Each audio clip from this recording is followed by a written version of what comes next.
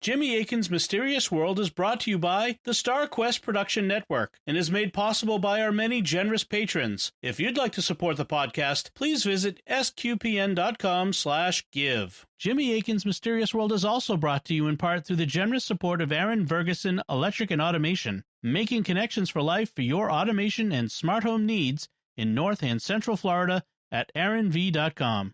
And by rosaryarmy.com. Have more peace. Visit rosaryarmy.com and get a free all-twine knotted rosary, downloadable audio rosaries, and more. Make them, pray them, give them away at rosaryarmy.com. And by the Colchester Curry House, helping people make authentic Indian cuisine from the comfort of their home. Find authentic Indian spice blends and recipes at colchestercurryhouse.com. Previously on Jimmy Akin's Mysterious World. You're listening to Episode 1 of Jimmy Akin's Mysterious World, where we look at mysteries, both supernatural and natural. In this episode, we'll be talking about ghosts. I think what's fair to say is that a lot of reports of ghostly activity do have natural explanations. And so the bottom line for me is that ghosts are real, and we should be open to reports of ghostly activity, but we should also take a critical approach to them and exercise critical thinking and say, are there other possible explanations here?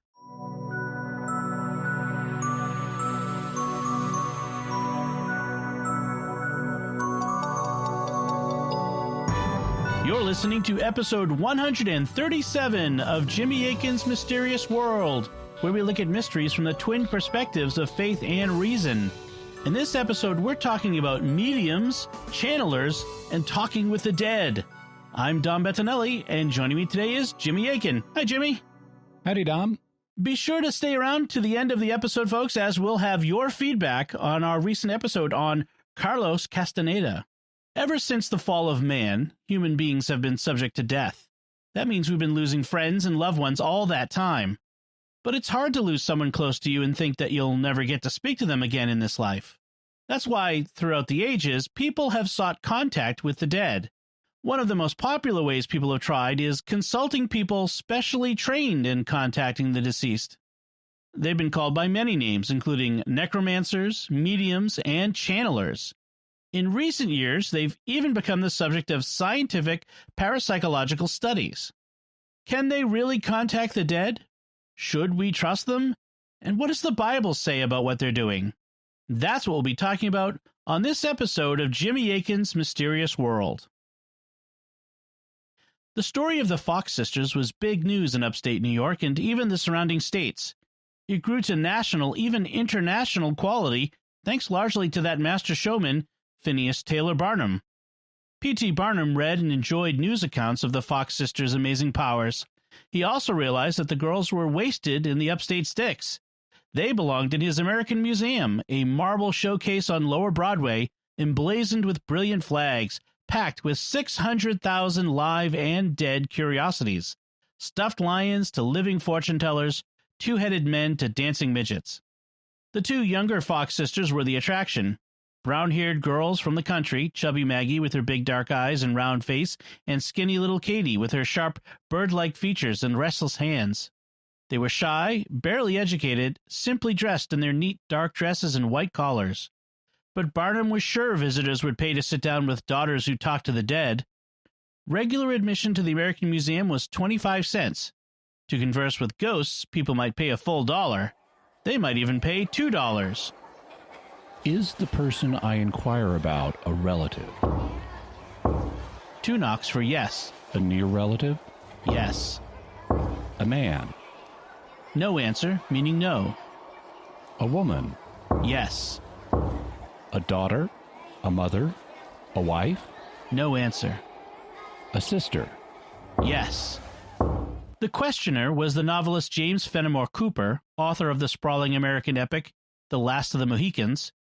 He had come to visit the Fox sisters at Barnum's place along with other luminaries, including newspaperman Horace Greeley, editor of the New York Tribune, the poet William Cullen Bryant, and Nathaniel Talmadge, former governor of Wisconsin. How long ago had his sister died? 50 raps sounded, one for each year. Had she died of illness? No answer. An accident? Yes. Was she killed by lightning? Was she shot? Did she fall from a carriage? Was she lost at sea? No answer, no answer, no answer, no answer. Was she thrown by a horse? 2 knocks. Yes, definitely. After he left, Cooper told his companions that every answer had been correct. He had been thinking about his sister who 50 years ago that month had been killed when her horse threw her. Cooper decided not to return. He was spooked. This account was taken from Deborah Bloom's book, Ghost Hunters, William James and the Search for Scientific Proof of Life After Death. The incident took place around 1850 at P.T. Barnum's American Museum in Lower Manhattan in New York. The Fox sisters, who were famous mediums at the time, were apparently able to identify the person that author James Fenimore Cooper was thinking about by means of their contacts in the spirit world. The Fox sisters knew that it was his sister. They knew that she had died in an accident when she was thrown by a horse 50 years earlier, around 1800. But Cooper hadn't told them anything about the person, and he could have been thinking about anyone in the world who had ever died and thus might be found in the spirit world. So he was impressed. And so were a lot of other people. There was intense interest both in the Fox sisters and in mediums in general in the second half of the 19th century and the first part of the 20th century. There's still interest in mediums today, so that's what we'll be talking about on today's show. So, Jimmy, why did you want to do this episode? There are a lot of interesting stories to tell on this topic. This includes the stories of individual mediums, of people who went to mediums, and of the parapsychologists who have studied mediums. We'll be looking at some of those stories in future episodes, so I wanted to create a keystone episode where we evaluate the overall phenomenon of mediumship. That way, in future episodes, we can focus on the interesting things that happened in individual cases, and we won't have to do an extensive analysis of the phenomenon itself every time. By doing the main analysis here, I'll be able to briefly mention our conclusions from the faith and reason perspectives and refer listeners back to this episode. That'll make for more interesting storytelling in the future with some individual analysis of the particular cases. So every field has its own special vocabulary. To get grounded in this subject, let's look at the terminology that's connected with mediumship. What terms do we need to know? Some of the terms have to do with the people who make contact with the dead. Historically, some of them have been called necromancers. This is derived from Greek roots. Nekros means a dead person or a body, and manteia is a means of divination or gaining an oracle. So a necromancer is a person who contacts the dead for purposes of getting information out of them, to get an oracle from the dead. Another term for this type of person is medium. This one comes from Latin. In Latin, the word medium means in the middle. So a medium is a person who's in the middle between the world of the living and the world of the dead. A medium is able to exchange messages between both of them. This is the term that was most common for people who claim to communicate with the dead in the 19th and 20th centuries. But in more recent years, another term has become common. In the final decades of the 20th century, people who served as mediums came to be called channelers. The idea was that they served as channels connecting the world of the spirits to our world, and if they went into a trance to do that, they would be called trance channelers. However, the older terminology has survived, and in this episode, we'll principally be using the term medium for people who talk with the dead. Even within this term, though, there are some distinctions that need to be made. A key one is the difference between physical and mental mediums. This distinction was drawn in the 19th century when parapsychologists began doing studies on the mediums of their day. Mental mediums are those who make mental contact with the dead and speak on their behalf. Physical mediums not only made mental contact with the dead, they also had the dead physically manifest in their presence. That's why they're called physical mediums. This could include manifestations like making noises, speaking directly in an audible voice apart from the medium, displaying lights, moving objects, and even materializing objects out of thin air. The Fox sisters, who we heard about earlier, were physical mediums, as the spirits would produce audible noises, the knocks or raps that they used to answer questions, even though the sisters themselves didn't appear to knock or rap anything. They just sit there and let the spirits make the noises. So, all right, let's put ourselves in a 19th century context when a lot of parapsychological research was being done. Suppose a researcher was sitting down with a medium for a seance. What terms do we need to know?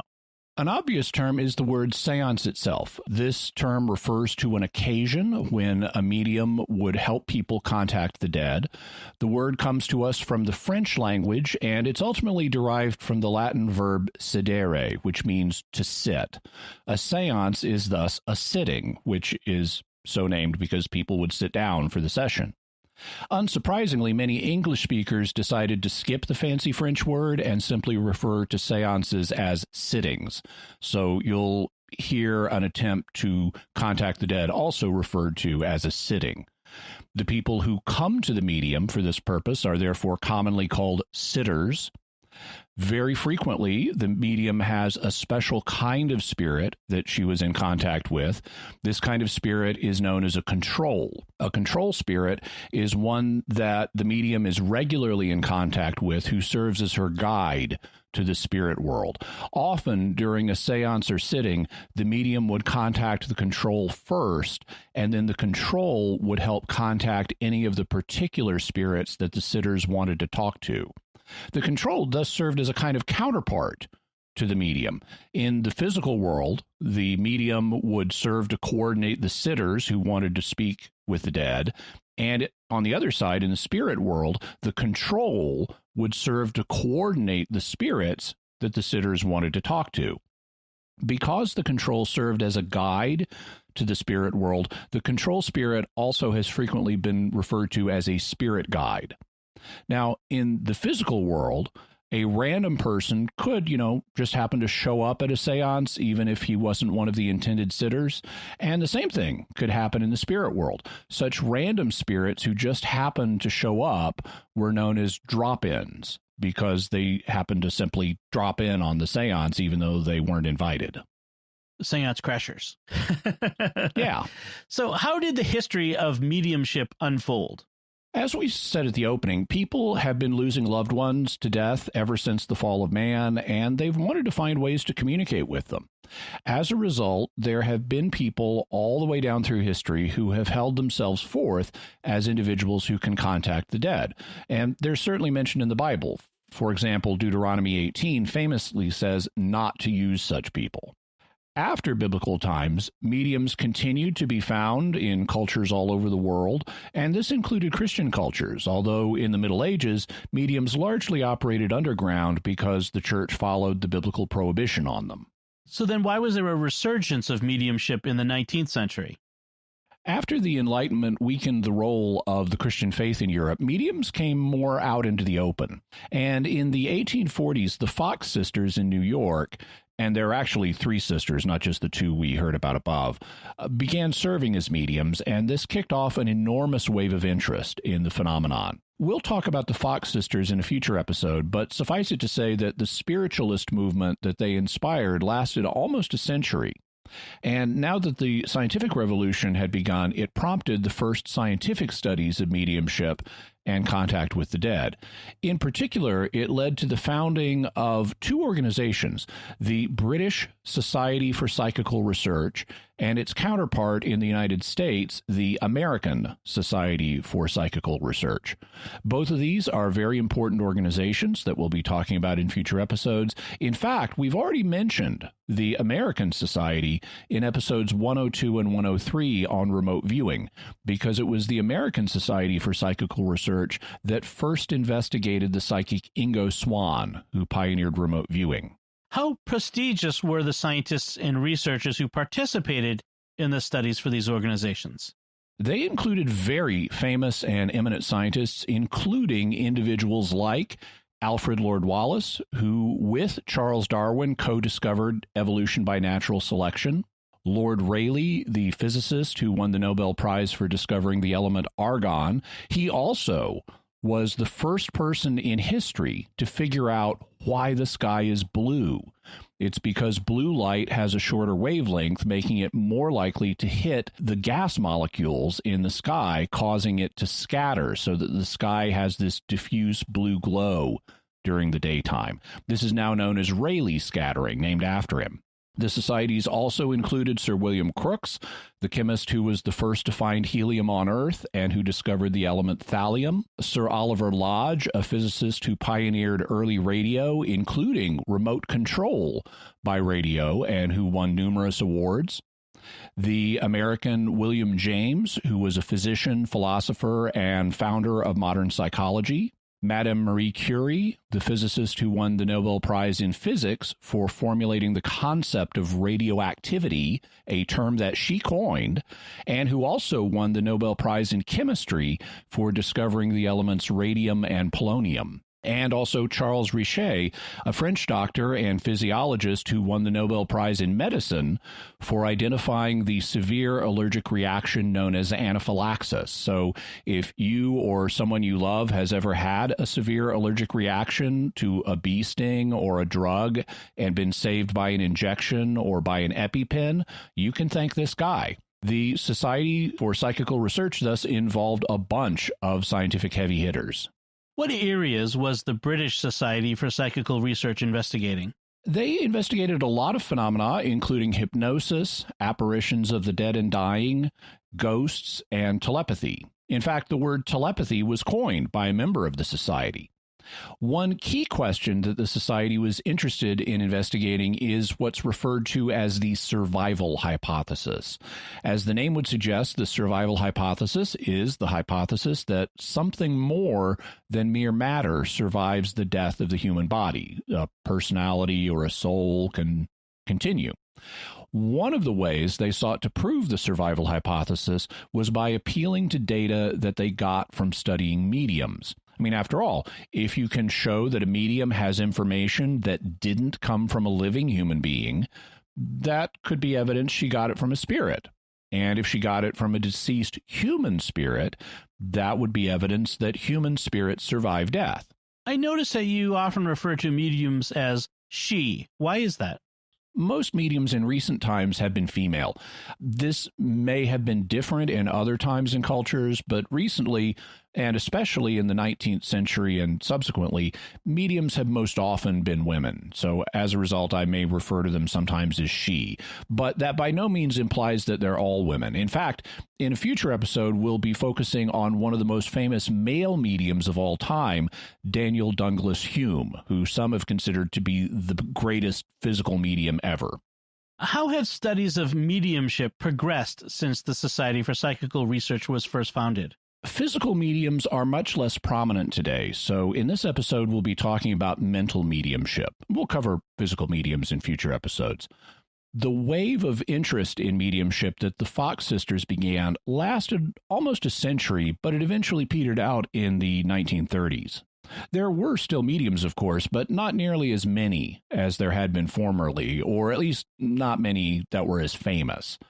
The occult revival in the 1960s and 70s, though, caused some interest in mediumship, with authors like Jane Roberts and her Seth material attracting attention. In the 1980s and 90s, J.Z. Knight and her spirit guide Ramtha became famous, with Knight being known as a trance channeler.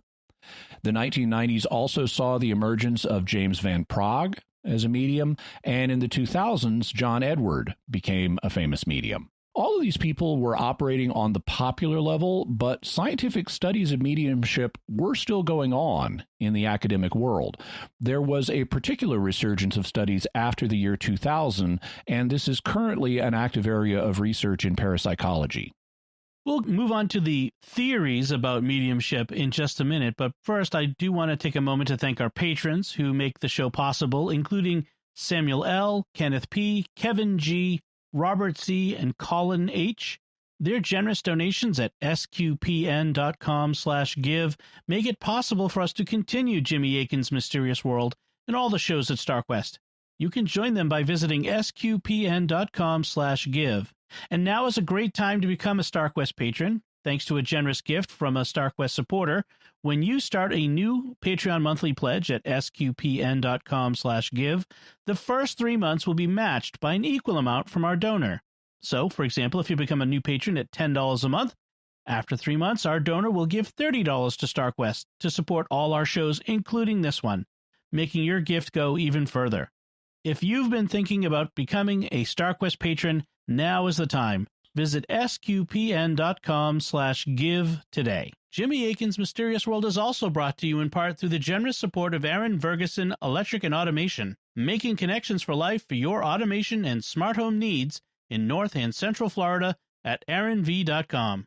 And by rosaryarmy.com. Have more peace. Visit rosaryarmy.com and get a free all-twine knotted rosary, downloadable audio rosaries, and more. Make them, pray them, give them away at rosaryarmy.com. And by Colchester Curry House, helping people make authentic Indian cuisine from the comfort of their own home. Find authentic Indian spice blends and recipes at colchestercurryhouse.com. So, Jimmy, what theories are there about mediums and the information that they provide for sitters?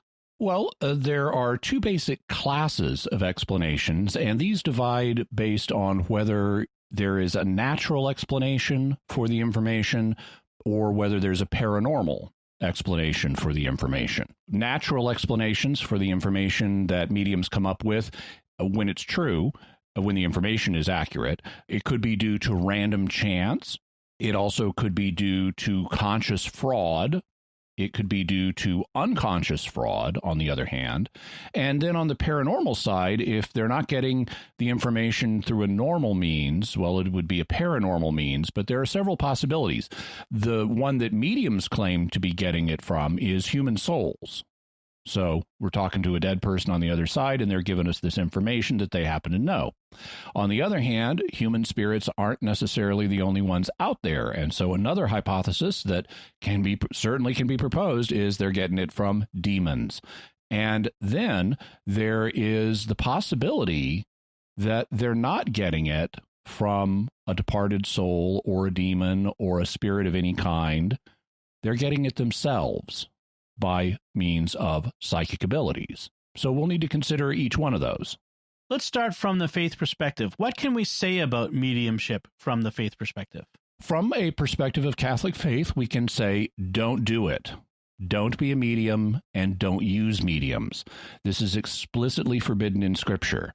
In Deuteronomy 18, we read, "When you come into the land which the Lord your God gives you, you shall not learn to follow the abominable practices of those nations.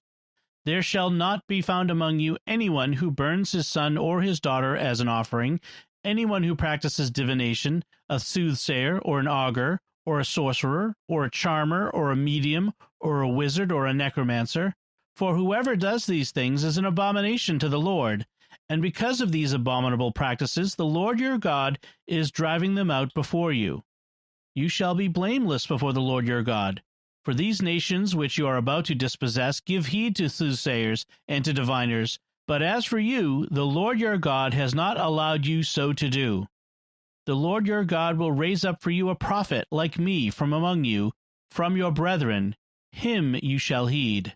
In this passage, God indicates that a variety of Canaanite practices were not to be used by the Israelites.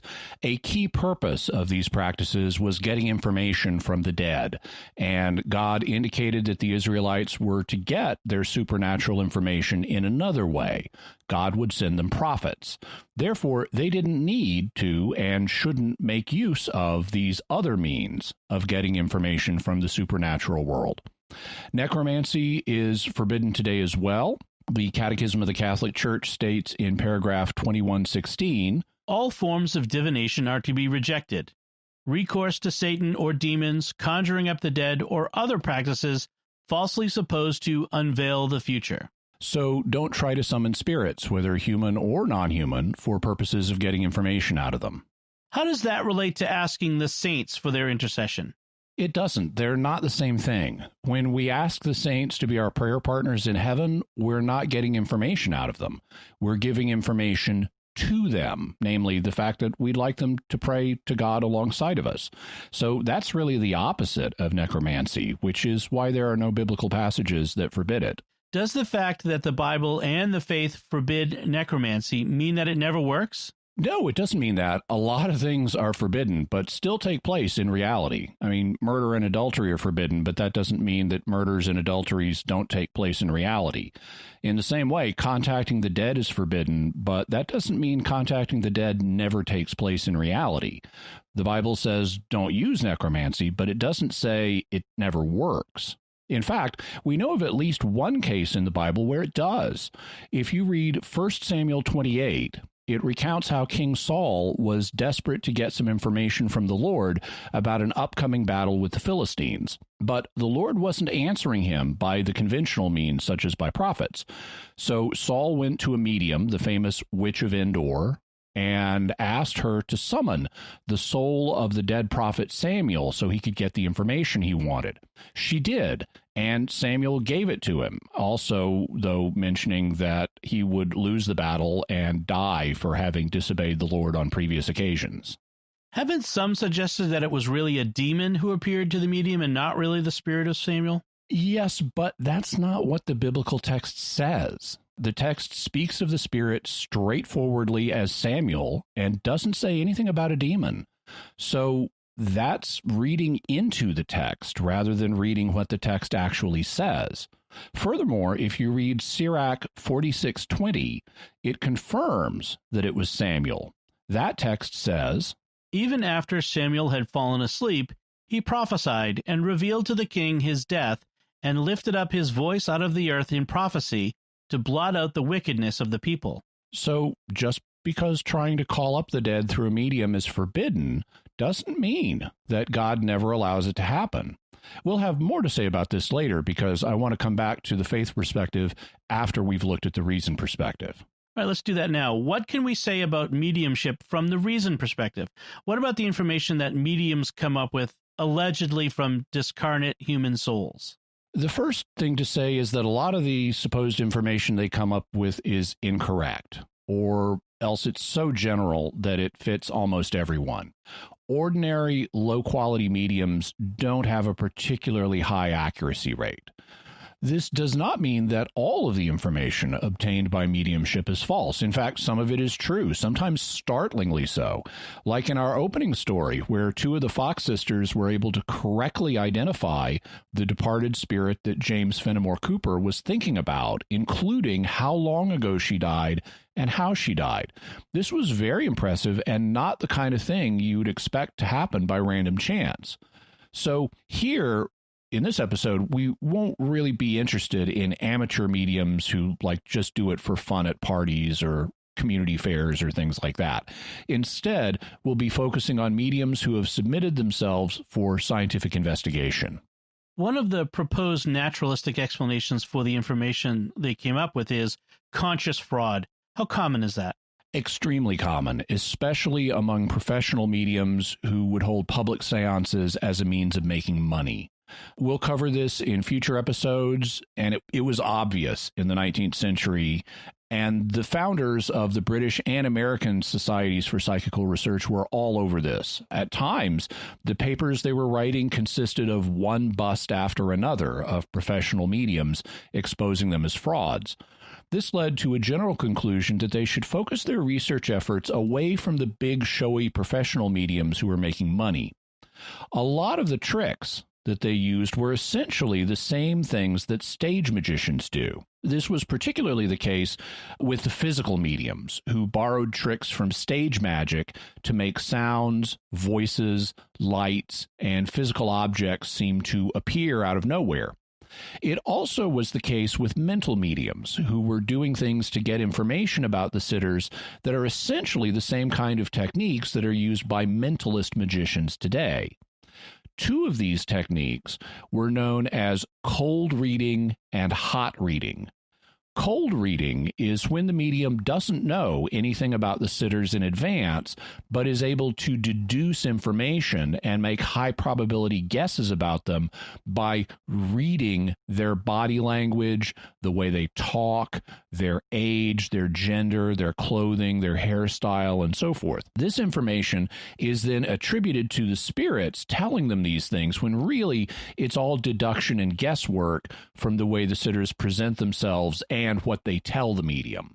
Hot reading is when the medium has done research in advance of the seance and deliberately learned about the sitters. They would often target people who were planning on attending the seance, and then they'd use assistants who weren't known to the sitters to do the actual research. Back in 1938, stage magician John Mulholland described how the research could be conducted. Where do the mediums get the information? It's very easy. Look the person up in a telephone book. Talk to the corner grocer. Go to the house and try to sell a magazine subscription. Talk to the neighbors. Talk to the servants if there are any. If it's a small city, go to the cemetery and look at the tombstones.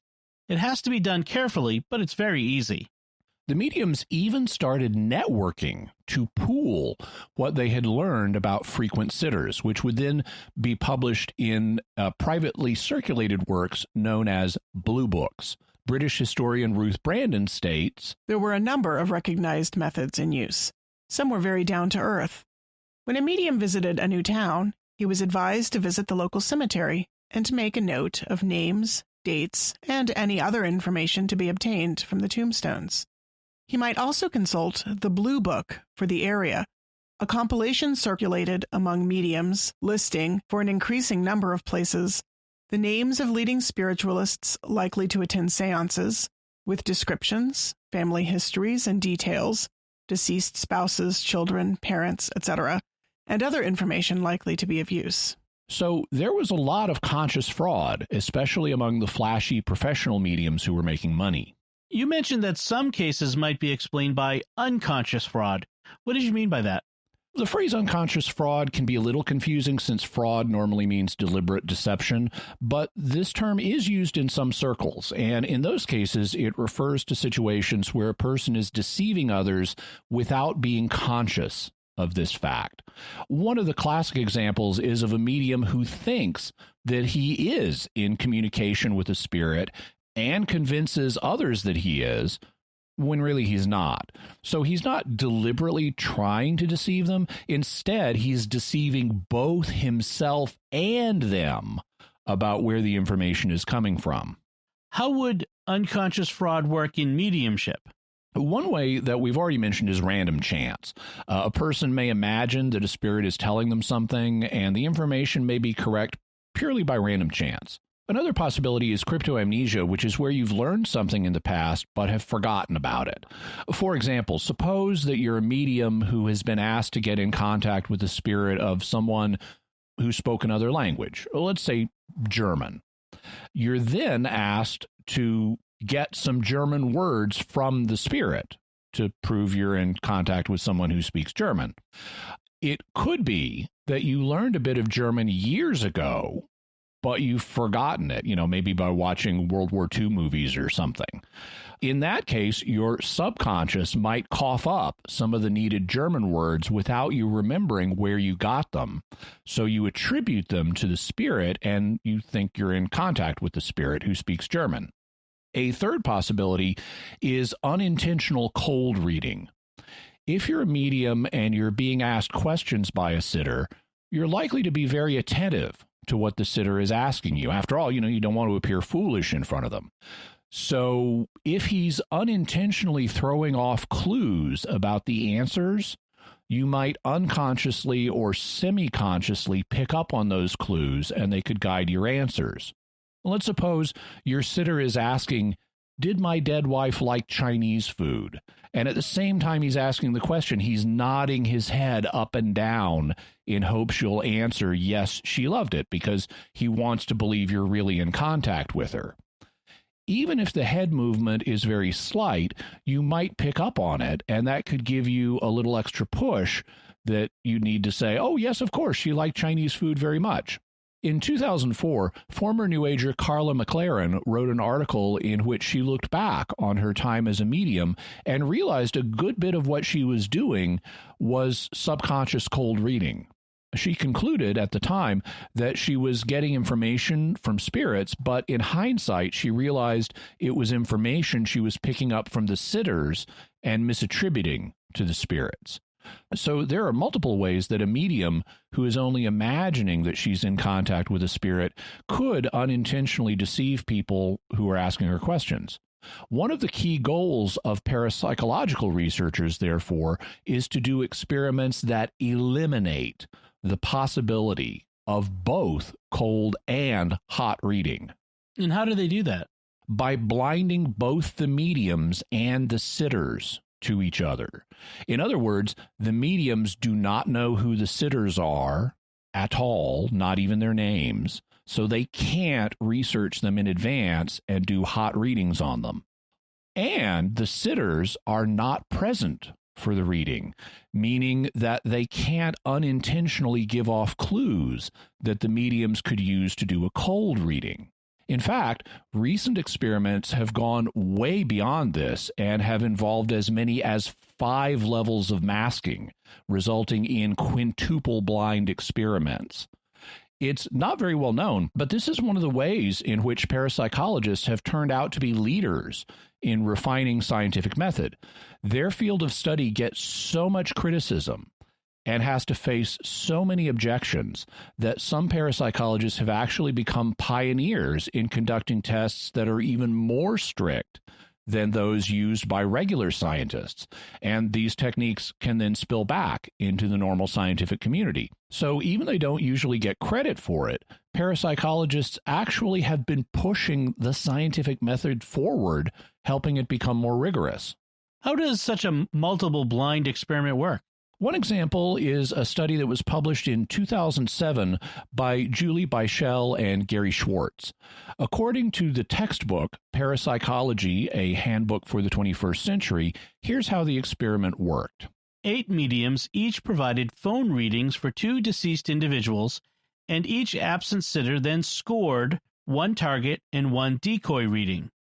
The high level of masking in the study has been called full, complete, triple, or quintuple, and is now referred to as more than double. Here's how the blinding worked in this experiment. Here's the first layer of blinding. 1. Mediums were masked to the identities of the discarnates and the sitters. So the medium neither knew the identity of any of the sitters or the identities of the departed souls they wanted to ask about. 2. Sitters did not know which of the 2 readings they were given to rate was the reading meant for them. In other words, after the reading was over, the sitters were given 2 transcripts. One was a transcript of what the medium actually said for the sitter in question, and the other was a transcript of a decoy reading that was actually given for a different sitter in the study. They then asked the sitter to identify which reading best described their departed loved one, and they didn't know which was which. So it was an honest choice of which one of these 2 better describes the person you were wanting to contact. 3. Research assistants who collected descriptions of the discarnates used for reading pairing were unaware of which discarnate was being read by which medium or for whom the resulting reading was intended. So the research assistants didn't know which departed soul was the target of which medium or which sitter had requested the reading on that soul. 4. The experimenter did not know the details about the discarnate whose first name she gave the medium during the phone reading in which she was the proxy. The overall experimenter, who tasked the mediums, thus didn't know anything but the first names of the target souls.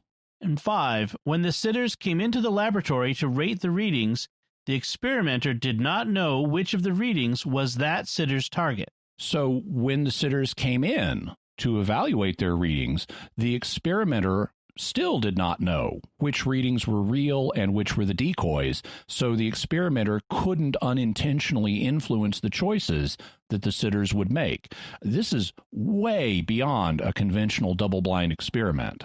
In this experiment, the mediums did know one piece of information about the souls to be contacted, their first names. Couldn't that give them some information? A little. It typically would let you know the gender of the target, at least for most names, but, there's always, it's Pat. Robin, yes. Right. Yeah. And since baby names come and go, they come into and go out of fashion, it could tell them something about when the target was born. For example, the name Max was common in the early 20th century, but then it fell out of use until very recently. As a result, if you meet someone named Max, he's likely to be either very old or very young. I was reading one book on linguistics, which covers the phenomenon of baby name popularity, and it said if you meet a Max, he's likely to either be in a nursing home or a nursery school. Names also frequently contain information about what cultural group a person belongs to. If someone is named Jesus, he's likely Hispanic. And if he's named Chen, he or she is likely Chinese, because Chen can go for either gender in Chinese. So there is information that can be gleaned from knowing someone's first name, but the experimenters tried to control for that by asking the mediums information that could not be guessed based just upon a name. Here's what they say. The primary criticism of this protocol is that first names of discarnates are given to the mediums. Although this step is required in order to provide the medium with a target for the mental focus necessary to perform readings under masked conditions, as well as required for the pairing of readings necessary for radar masking, it has been proposed, primarily in non-academic forums, that the name alone can provide the medium with enough information to create accurate readings. However, the protocol requires the medium to provide specific information in response to experimenter questions regarding the discarnate's physical appearance, personality, interests, and cause of death. The names do not appear to provide enough information to effectively answer each of these questions. And I agree with that. First names do not let you guess things like a person's physical appearance, their personality, their hobbies, or what they died from. However, I think that if future experimenters want to avoid this objection, they could borrow a technique from remote viewing so that the mediums wouldn't even be given a first name, just a target number like target 54326. Remote viewers allegedly are able to lock on to the target even when it's masked by a random number, and mediums might be able to also. What results did the study come up with? The results of modern scientific studies are often presented in a statistical format that's difficult to parse if you haven't had training in statistics, so I'll spare you some of the more technical details. However, the bottom line is that the sitters correctly identified which reading concerned their departed loved one, and they rejected the decoy reading 81% of the time. For the more statistically inclined, the study's results had a p-value of 0.007, which means that the chance of getting such results by random chance would be expected to happen only 7 times if you ran the experiment 1,000 times. So a 7 in 1,000 probability of explaining these results just by chance. The experiment also showed an effect size in the scoring of the actual readings from the decoy readings of 0.5, which is a respectable effect size. We'll also have a link to the original paper so that the statistically inclined listeners can read it in all of its statistical finery. Here is how the researchers summarized their conclusions. The results suggest that certain mediums can anomalously receive accurate information about deceased individuals. The study design effectively eliminates conventional mechanisms as well as telepathy as explanations for the information reception, but the results cannot distinguish among alternative paranormal hypotheses such as survival of consciousness, the continued existence separate from the body of an individual's consciousness or personality after physical death, and super psi or super ESP, retrieval of information via a psychic channel or quantum field. A key fact is that this study was subsequently replicated in 2015 with a significantly larger study that got similar results. And as you know, replication is a very important factor in modern science. For an overview of recent scientific studies on mediumship, you can read the chapter on mental mediumship in the textbook Parapsychology, a Handbook for the 21st Century. The experimenters we just mentioned said they found evidence that some mediums can get information from paranormal sources about deceased loved ones, but they admitted that they couldn't distinguish what source the information was coming from. What about the idea that it could be due to psychic abilities? Whether you think this is possible will depend on whether you think psychic abilities are possible. Just by way of refresher, the idea is that psychic abilities are thought to be relatively weak, but still natural human abilities, ones that God built into human nature. And for more information on that, you can listen to episode 79 on religion, magic, psychic phenomena, and science. The idea is that God built these abilities, from a Christian perspective, the idea would be that God built these abilities into human nature, which is why they're natural. But if they exist, the question is why they're so weak. One proposed explanation is that they would have been much stronger if man had never fallen into sin, and that they're remnants of gifts that God meant us to have, but that were then damaged by sin. This view is explored by Father Alois Weisinger in his 1957 book, Occult Phenomena in Light of Theology. We'll have a link to where you can get a copy of that book and read it for yourself. And by the way, it has a pre-Vatican II imprimatur, if that means something to you. Does the idea of psychic abilities have a place in the history of Catholic thought? The modern sense of the term psychic is recent, but the idea that humans have weak natural abilities like this has a long history. St. Augustine took seriously the possibility that our souls may have a limited natural ability to get information about the future, or what we today would call precognition. He talks about it, for example, in his book On the Literal Interpretation of Genesis, Book 12, Chapter 13, if you want to look it up. St. Thomas Aquinas also held that we have a weak natural ability from natural causes to do precognition, which he referred to as natural prophecy to distinguish it from the supernatural prophecy that God gives. He talks about it, for example, in the Summa Theologiae, Part 1, Question 86, Article 4, Reply 2. He also believed that we have a weak natural ability to remotely influence others, or what we today would call telekinesis, which was his explanation for the evil eye. If you want to hear more about his views on these matters, you can listen to episodes 105 and 106 on St. Thomas Aquinas and the occult. And by the way, both St. Thomas Aquinas and St. Augustine are doctors of the church, so they're considered among the sharpest and most respected theologians ever. And thus there is a long history in Christian thought that humans may have weak natural abilities that today we'd call psychic. How early did parapsychologists start suspecting that the information mediums were coming up with might be due to psychic abilities?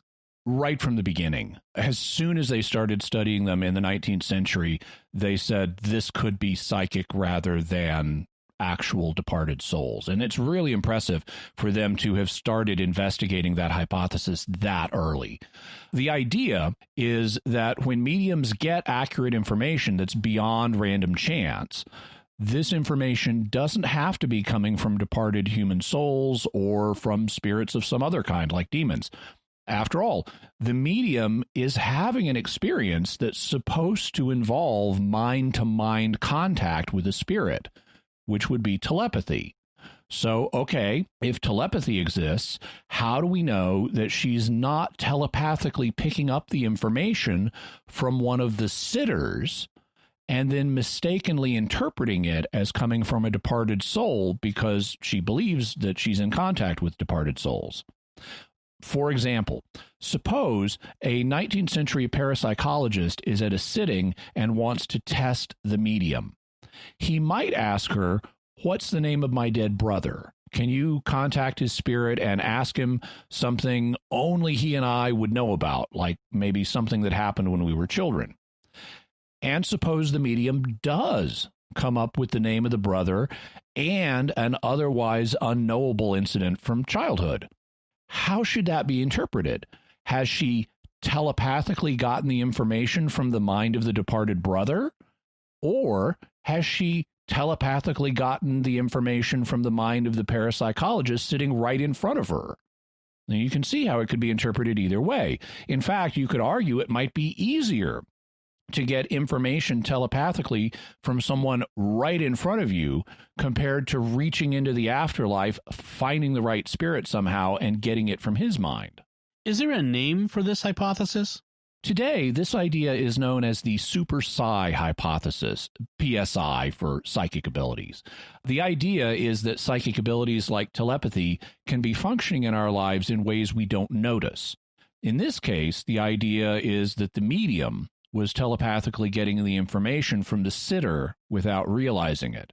Another possibility is that she could be unwittingly remote viewing the past and getting the information that way without telepathy, since remote viewing is thought to be different than telepathy. But there's also another version of the super psi hypothesis.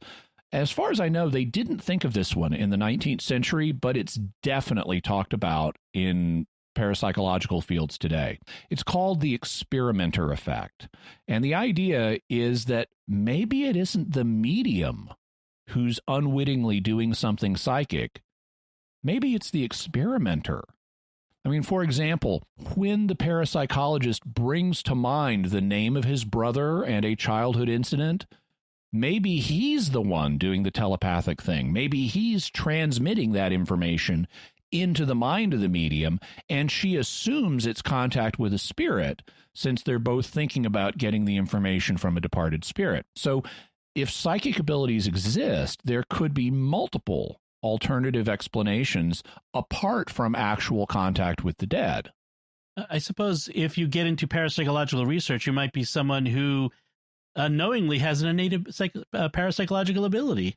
Indeed, and this is proposed as a possible explanation for why some experimenters get much more significant results than others. Maybe they're the better psychics. Interesting. So did 19th century parapsychologists do anything to try to test this idea and see if they could eliminate the super psi hypothesis? They did. In fact, they did several things. One was holding what are known as proxy sittings. The idea here is that the parapsychologist who was attending the seance wasn't the real sitter. Instead, he was a proxy for another person who was not present. An example would be a proxy sitting experiment that was done by the American Unitarian minister and psychic researcher, Reverend Minnow Savage. He did it on the famous American medium Lenora Piper. Reverend Savage sent his daughter, Miss Savage, as a proxy. And the account of the experiment is very interesting. By the way, in the course of this, he refers to psychometry, which is supposed to be a psychic ability to get information by handling objects. So like if you're given a lock of hair from someone, you could learn about the identity of the person the hair came from. In his 1893 book, Psychics, Facts and Theories, Reverend Savage describes his daughter as a young lady and writes, "This young lady is remarkable for her level head, clear thought, and self-control. She and Mrs. Lenora Piper had never met. A sitting was arranged. Miss Savage, my daughter, writing and making the appointment under an assumed name, and giving the address of a friend instead of her own home, so anxious was she that there should be no clue to her personality.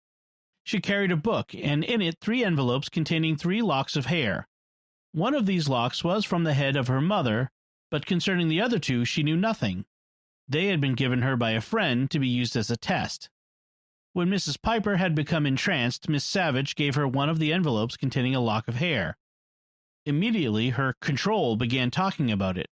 She told whose head it was from, gave the name, and not only this, but the names of other people connected with this one, and described their characteristics and the relations in which they stood to each other. Meantime, Miss Savage was in entire ignorance as to the correctness of the statements being made. She, however, made a careful record of them all, and afterwards found that all which had been said was true in every particular. What happened in regard to this one lock of hair happened concerning them all.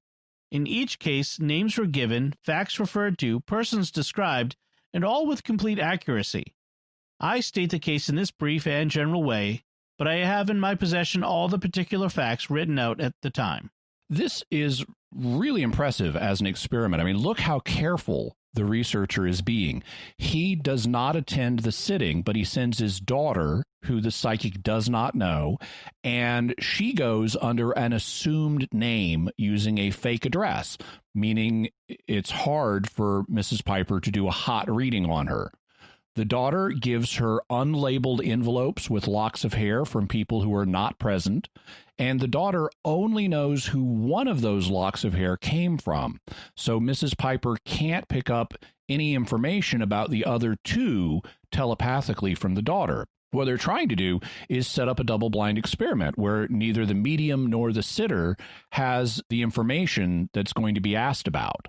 Yet Mrs. Piper is able to correctly name and describe the owners of each of the locks of hair, as well as other people connected with each of them, and all the information turns out to be accurate. And because the daughter doesn't have most of the information in question, it couldn't telepathically be read out of her mind, which could be taken as meaning that it came from a spirit, in this case, Miss Piper's control or spirit guide.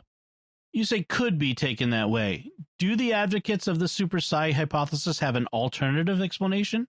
Yeah, just because the daughter doesn't have the information doesn't mean that it couldn't be picked up telepathically. If telepathy exists, we know so little about how it works that we don't know its range, if it even has one.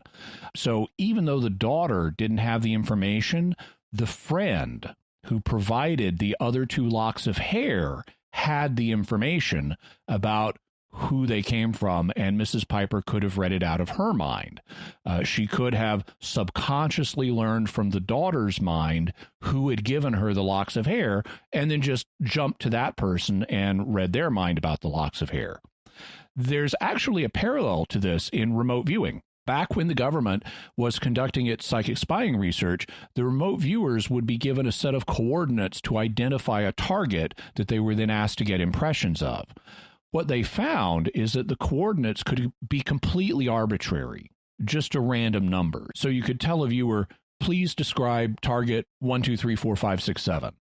And he'd be able to do it, even though both he and his monitor were blind to what was at the target. As long as somebody knew what the target was supposed to be, the made-up number would work, and the viewer was presumably telepathically picking up the connection between the arbitrary target number and the actual target.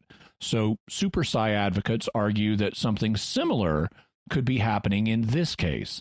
As long as somebody knew the connection between the locks of hair and the people they came from, Mrs. Piper might have been able to either establish telepathic contact or remotely view the people in question. It doesn't sound like proxy sittings are regarded as a particularly good way to eliminate the super psi hypothesis then. No, and for that reason, more recent parapsychologists have tried to come up with even more subtle tests to try to distinguish between super psi and the idea that this information is coming from a departed human being. How do those tests work? By making sure that nobody who is alive has the information. In 1946, a researcher named Thulis proposed a Cipher Test. In the 5th edition of the textbook, An Introduction to Parapsychology, it states, "This entails a passage of prose translated into code. The passage can be deciphered only by use of a key word or phrase that is known solely by the person who designs the code. During the lifetime of that person, others are invited to use either ESP or cryptographic techniques to discover the key and thereby decipher the passage. If they are unable to do so, and an alleged post-mortem communication from the spirit of the test designer conveys the correct key to a medium, the notion of survival may be held to be supported." Researchers had a long wait for the opportunity to enact Thulis's own instances of the Cipher Test. Having published his coded passages in 1946, Thulis died in 1984 at the age of 90, 38 years later. The Society for Psychical Research and another group immediately invited people, presumably with the aid of Thulis's discarnate personality, to nominate the clue that would decode the sequences. For several years, no effective solution was forthcoming, but then in 1996 it was announced that the words Black Beauty had been shown to be the cipher for one of Thulus's passages. The decoded passage read, "This is a cipher which will not be read unless I give the key words." So now they knew what Thulus's encrypted message said. Unfortunately, the way it was ultimately cracked had nothing to do with a discarnate spirit. Instead, the Black Beauty solution was discovered by a cryptographic expert using a computer. And this points out a fundamental problem with tests of this nature. They can be solved by simple code breaking long after the person in question is dead. Just recently, one of the most famous ciphers of the Zodiac Killer, who we will be discussing in a future episode, was solved. Back in November of 1969, the Zodiac Killer released a cipher that was 340 characters long, so it's known as the Zodiac 340 cipher. It wasn't cracked until December of 2020, 51 years later, and almost certainly after the Zodiac Killer was dead. But, like in Thulus's experiment, it was solved using computers, which make cipher breaking much easier than it used to be. So there's nothing in principle that would stop a modern medium from breaking a cipher through purely natural means, but claiming it as a paranormal hit. Or, if psychic abilities exist, breaking it another way, like remotely viewing the encryption when the cipher was initially encoded. Now, others have proposed additional tests, but so far nobody has developed a test that would definitively distinguish between the super psi hypothesis and the survival hypothesis. So beyond random chance, info could be coming either from psychic sources, if they exist, or from departed human souls. And nobody's figured out a way to distinguish between these two possibilities. Neither have they figured out a way to distinguish those hypotheses from the idea that the information comes from a third source, demons. What do you think about the possibility that such information could be coming from demons? I think it has to be taken seriously. Now, as longtime listeners of the show know, I am not one to leap to the demon hypothesis automatically, but this is a case where I think we do have to look at it.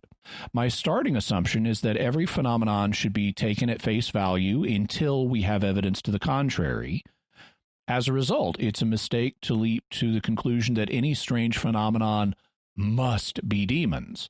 In fact, leaping to that conclusion will cause scorn to be heaped on the Christian faith by making Christians look paranoid and superstitious, where everything mysterious has to be attributed to evil spirits. But in this case, I think we have to take the possibility seriously. Speaking from the viewpoint of Christian faith, we know that demons exist, and so unlike secularists, we can't simply dismiss the idea that the mediums are sometimes in touch with demonic spirits. And this is a challenge for mediums also. They need to be asked, well, how do you know all the spirits you're talking to are human spirits?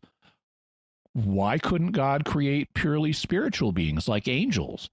And why couldn't some of these angels have turned to the dark side? I mean, we can't eliminate those possibilities without evidence. And even in this life, we insist on seeing people's ID cards.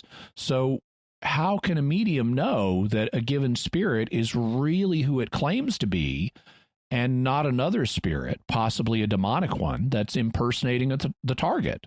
Combined with that, from the Christian perspective again, we have to recognize that this is a forbidden practice, which suggests that there's something dangerous about it.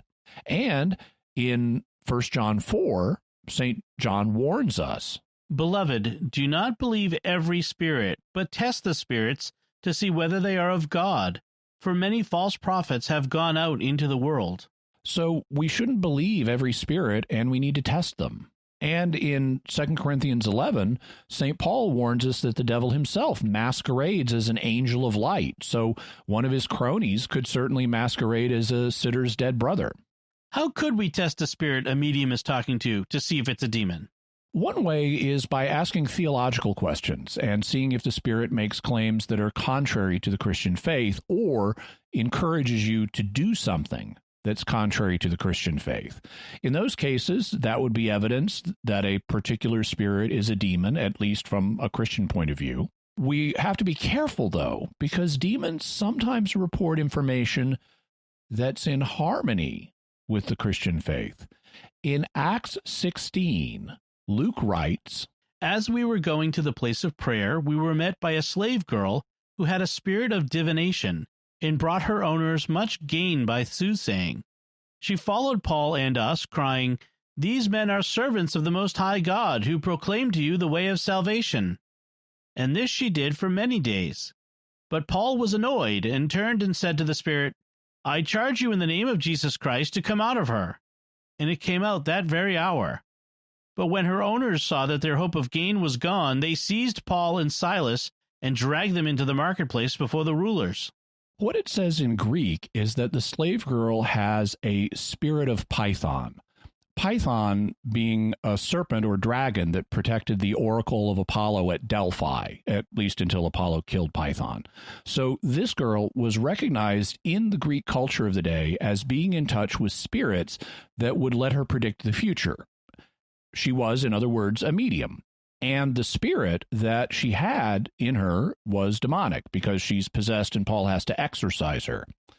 But notice what a weird demon this is. Instead of trying to draw people away from the Christian faith, it's actually telling people that Paul and his companions are servants of the Most High God and will announce the way of salvation to them. That's supporting the gospel rather than subverting it. Why would a demon do something like that? Who can say? I mean, perhaps it was hoping to avoid being exorcised by Paul by pretending to be a friendly and supportive spirit. Or perhaps it was playing a long game where the subversion of the gospel would only come later on. Or maybe it had some other motive. In any event, it illustrates that we can't assume that something is not a demon just because it says good stuff. In this case, the spirit was not pretending to be a human one. It was a spirit of Python. And the fact that it was possessing a girl allowed Paul to infer that it was a demon. But the matter is more complicated if a spirit presents itself as human. Are there any possible scenarios where a medium might be getting information from departed human souls? I think we have to say that there are, because we have the case of the medium of Endor contacting the deceased prophet Samuel. That shows that God allows this to take place in at least some circumstances. Of course, this was forbidden and it didn't go well for Saul. So I can imagine that in some cases, God might let a medium get in contact with the departed soul, particularly if the departed soul warns against coming to the medium again.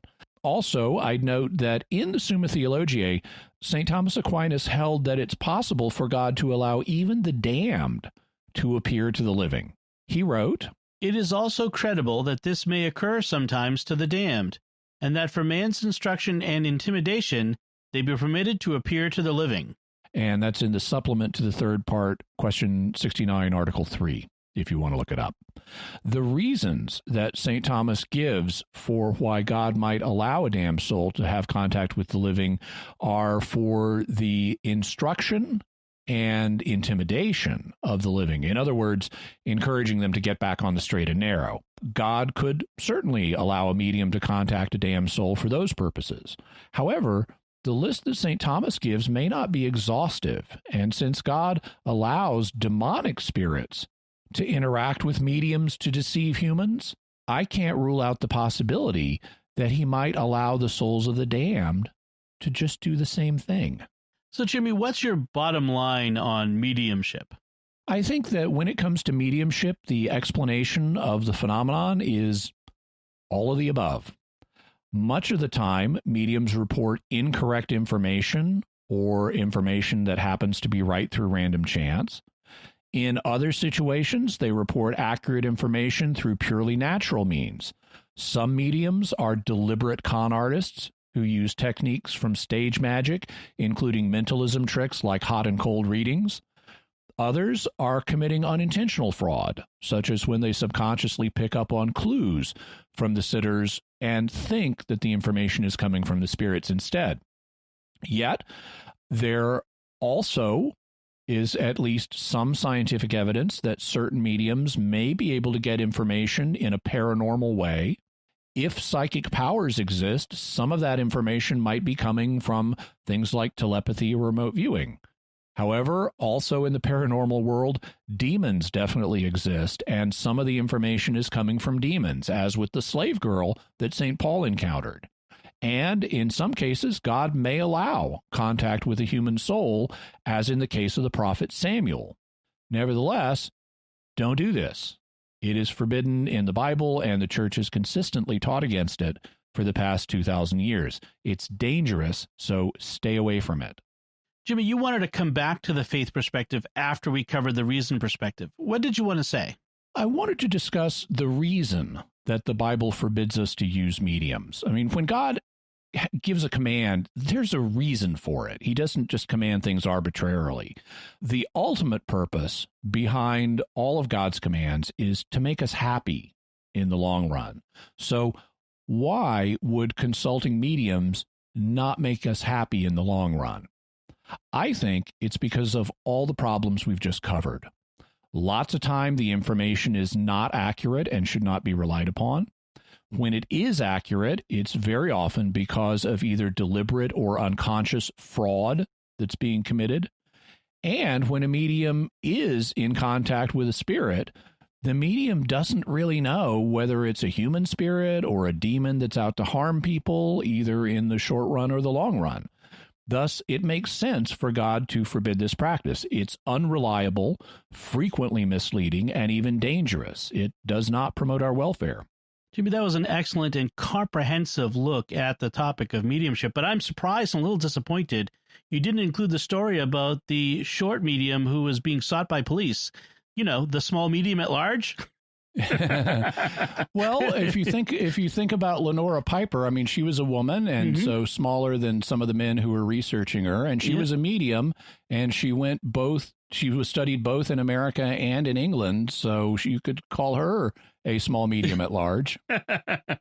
Sorry, folks, we have all the dad jokes here. So let's finish up this topic by talking about the further resources we have to offer to the listener. We'll have a link to Deborah Blum's book, Ghost Hunters, William James and the Scientific Search for Proof of Life After Death, which is a fascinating read. We'll also have a link to the textbook Parapsychology, a handbook for the 21st century, which is massive and covers all kinds of different parapsychological subjects. We'll also have a link to the textbook An Introduction to Parapsychology, 5th edition, which is a shorter textbook that covers many of the same subjects. We'll also have Father Alois Weisinger's book, Occult Phenomena in Light of Theology, Reverend Minnow Savage's book, Psychics, Facts, and Theories, and then we'll have some articles. Obviously, we'll have one on mediumship, another on Rayleigh scattering, which is actually a video that shows you how Rayleigh scattering works, so why the sky is blue visually. We'll have articles on hot and cold reading, and on unconscious fraud. And then we'll have a link to that Beischel and Schwartz 2007 mediumship study that was quintuple blinded that we talked about earlier. And so you can look at all the statistics and things like that from there and get more information about it generally. Excellent. As promised, we have mysterious feedback this time on the recent episode we did on Carlos Castaneda, the godfather of the New Age. And our first feedback comes from Francesco on Patreon, who writes, I am a physicist, and often, and to my amusement and or irritation, I read many times about New Age theories where they use the concept of energy and fields in absurd and nonsensical ways. I wonder, was Castaneda the first to hijack modern scientific concepts to expound dubious spiritual beliefs? Seeing the popularity of his book, he does seem to have had a major impact on the New Age scene view of modern sciences. Regarding fraud in academia, it's unfortunately rather common. I work as a researcher in physics for a university, and even in the hard sciences, there's a lot of fraud and plagiarism going on. High-profile cases that get press attention, like H. Sean in 2002, are just the tip of the iceberg. In fact, fraud and ideological hijacking in academia could be a Mysterious World episode in itself. Oh, and will be. We're going to have an upcoming episode on the crisis in science, including the replication crisis and the problem of fraud and things like that. So that's definitely coming up. In terms of Castaneda hijacking scientific terminology, he definitely wasn't the first. Because science has become such a dominant paradigm in our culture since the scientific revolution, people try to, from every field, try in various ways to link their concepts to science because of the high prestige that science has. And so as soon as a scientific term enters into popular use, you're going to find people using it in connection with parapsychology or other things. I mean, you'll have, for example, you see this in other fields entirely innocently, like where you'll have people try to explain the mind in terms of a computer with hardware and software. And in some ways, that's a helpful metaphor, but in others, it's not. Earlier in the 20th century, after Marconi developed radio, parapsychologists would sometimes talk about telepathy as mental radio. And they even thought maybe that's actually what it is. Maybe telepathic messages are transmitted on via radio waves. They ultimately were able to show it's not that, or at least not in any clear, straightforward way. Your brain does not work like a radio set in that way.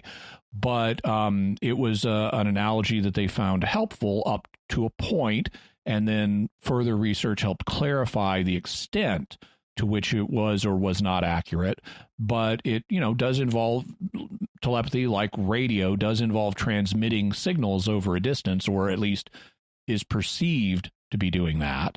But no, you'll have people from every different field try to grab concepts from science and relate them to their own field, including New Agers like Carlos Castaneda. Wonder writes on YouTube, I took mescaline once that I got from a coworker who used it often. She called in sick every Monday. I was a very impressionable 18-year-old girl in 1971. It was frightening. I saw a ferocious tiger coming at me, and the walls were breathing patterns. Never again. Oh, boy, that sounds scary. And yeah, good warning. Stay away from drugs, folks. The thought of the walls breathing patterns, I actually have a bit of an image of what that's like, not because I've taken mescaline, because I never have, but there's a movie that came out in 1963. It's a black and white movie called The Haunting, and it's about a haunted house and these people who are staying in it. But wow, there are some terrifying sequences in it. There's one sequence where you have these two women who are in a bedroom. They're hunkered down together because of all the phenomena happening in the house. And it's night, and they start hearing this weird clanking, rattling noise coming down the hallway. And it's unidentifiable. It sounds vaguely mechanical, but there's no way to identify it. It's like, what is that noise? And when it gets up to their door starts warping in and out and pulsating like it's breathing, even though this is a big, thick wooden door. And it's like, what on earth could be causing that? And it's so terrifying. So I have sympathy with your walls doing breathing patterns horror image. I've seen something like that on the movie screen. It makes you wonder how many reports of hauntings have to do with intentional or unintentional drug use. Yeah, or how many filmmakers take drugs. I think we have more evidence on that one. Robert Leonard on YouTube writes, the Yaqui in Arizona are for the most part staunchly Catholic with some folk devotions. Their presence in America is from long-term persecution by the Mexican political hierarchy. Thank you. I hadn't been aware that the persecution in Mexico had been what was responsible for many of them relocating to the southwestern United States. But thank you very much for the information. Erin Carter writes on YouTube, my dad said he started one of Castaneda's books, got in 25 pages, and said it was a load of bunk. My dad will read just about anything and usually gives everyone time to make their points. I appreciate that. I try to do the same thing, but sometimes it's just too much, and I decide I have other better uses of my time. So, Jimmy, what do we have for mysterious headlines this week? We have a theme of decoding old things. Since we mentioned the cracking of the Zodiac cipher last month, the Zodiac 340 cipher, we'll have a link to an article on that so you can read about it and find out what it was said. And embedded in the article is a YouTube video from a channel on YouTube that has been trying to crack Zodiac's codes. And I had actually been a follower of that channel for a while. And I'd watched the initial 4 videos, and then where they were trying to make progress towards cracking this one.